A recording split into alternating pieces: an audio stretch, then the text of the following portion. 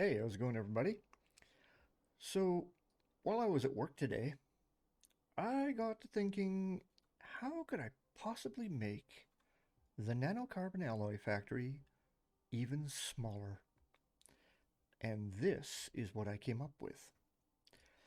So, the first and the second iteration of the nano-carbon alloy factory required that you bring the raw resources back to Silva and create your factories right here, which created quite a big footprint. Like you could have a factory that took up this entire screen. But I thought, for efficiency, why don't we just process all the resources on those planets and then just bring the finished ones back here? So then our nanocarbon alloy factory shrinks down to these two little platforms here. So we have an extra large C platform, and then we've got a medium T platform.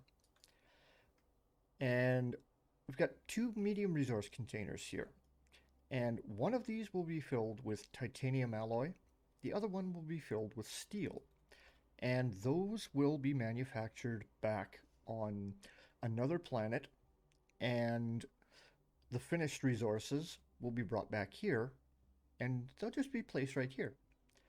And we have a medium gas canister here because we're going to need helium in order to make our nanocarbon alloy. So there will be an atmospheric condenser on another planet. We will just fill up this canister right here, bring that back, and place it on this platform. And then, of course, we have our chemistry lab here, which is making the nanocarbon alloy for us, and then placing it in this large resource canister. Now, the only thing on this platform that is actually using any power is the chem lab, but it uses 10 units of power, and each RTG only produces 4. So that's the reason for the medium T platform and having 3 RTGs on here. It gives us more than enough power to run this chemistry lab 24/7.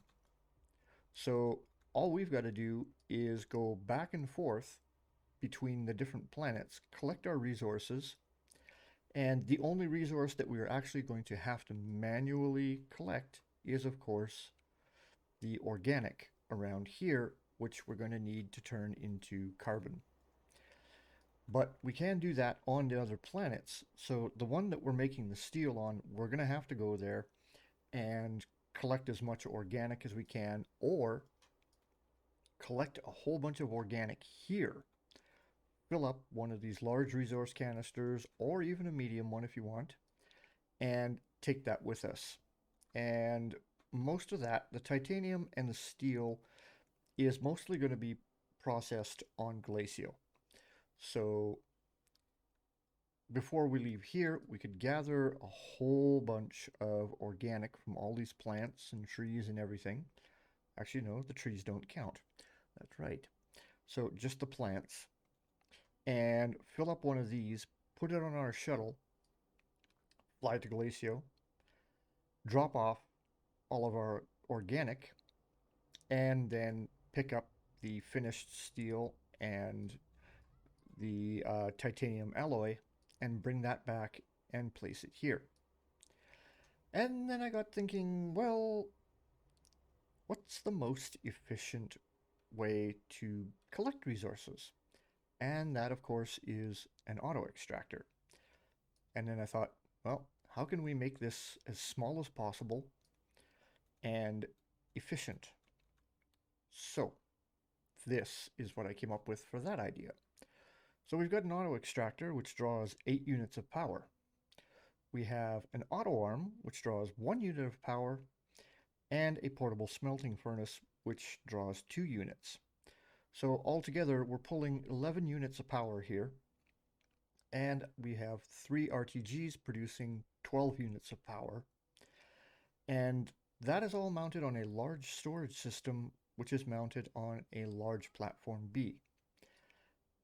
And when you're setting this up, there is a specific way of setting this thing up so that you don't have to worry about it.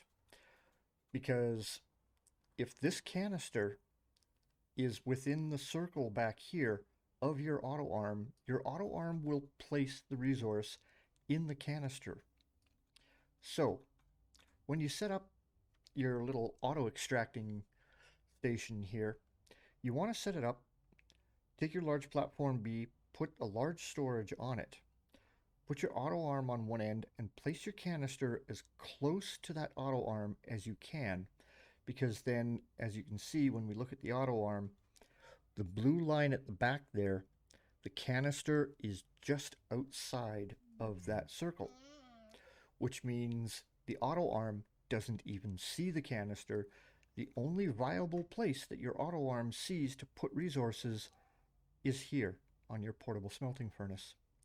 So this furnace, this RTG, and this RTG are within that circle, but your canister is outside that circle. So show you what it does. We'll turn this guy back on here and let it pull up a couple of resources. And there we go. It automatically puts it onto your little portable smelter here because it's the only place that it can put it. And then once your smelter is done with that, the only place it can put the finished resource is in the canister. So there you go. That is the most efficient resource gathering setup that I could come up with for now.